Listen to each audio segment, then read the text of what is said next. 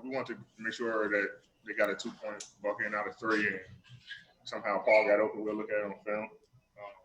We made it 3, but we want to make sure that we come out and execute on the offensive end. It felt like a real game to me. Two teams battling. Obviously, it's always a good game between us two teams, and the more and more that we use this arena, the more easier it'll be. But I can't complain for the first game. Yep.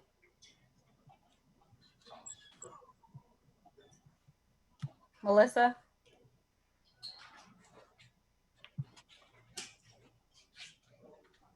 Hey, Dee. So even in a game with no fans and considering that, the stakes were comparatively low, it seemed like the intensity was just as high as if it were, a huge game in front of 20,000 fans. Is that how it felt for you guys too? Yeah, I mean, when we're out there playing, we don't really notice that there's no fans in the game or at the game. We just go out there and compete and try to get the win. So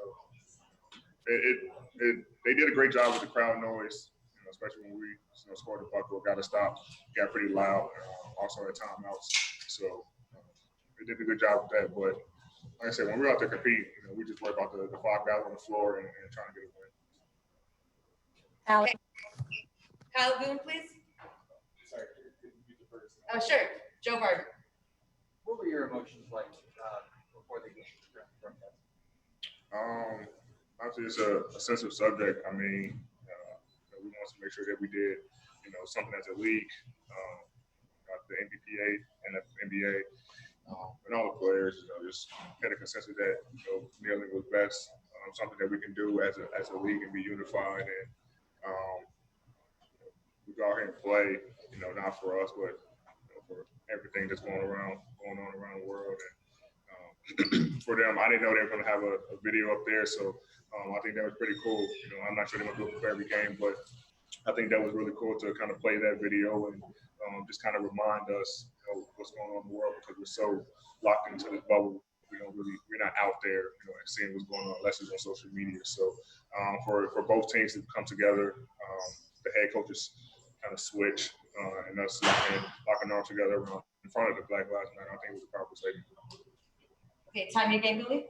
That third quarter, there was such a huge swing. It seemed like the Clippers really had a chance to at least run away with it. And you made sure to take us through our vantage point, how you saw that carried into it. We came out kind of slow. There were been a lot of open shots. We were fouling. We weren't playing any defense. And we couldn't make shots. We had a couple bad shots, some open shots that we usually make. We just kind of stayed with it. We knew they were going to make a run. They made their run, got up 11, and we just wanted to make sure that we just kept playing, pick it up defensively, and we were able to do that. And then we started making shots on the offense, and it kind of gave us the extra boost that we needed going to the fourth. And it was a close game all the way to the end. So just wanted to make sure that they didn't run away with it. They definitely had a chance. Mike Trudell? Hey, Anthony, it's Mike Trudell back in Los Angeles. Just wondered what you thought of some of those second unit groupings when Caruso and Waiters and Kuz were in there with you, and if there's anything that you focus on in those small ball groups specifically. Try to run. Anytime we got to stop, we want to run. Whether I'm pushing Kuz, AC, and then still trying to implement, Dion and JR into the system. I think for the most part we played well. We played well as a unit. We had our moments on defense where we could play better, but for the most part, we were able to execute our schemes, especially on the defensive end.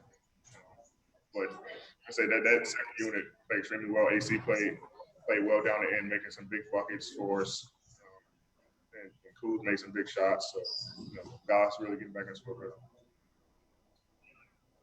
Orm? Hey, Anthony.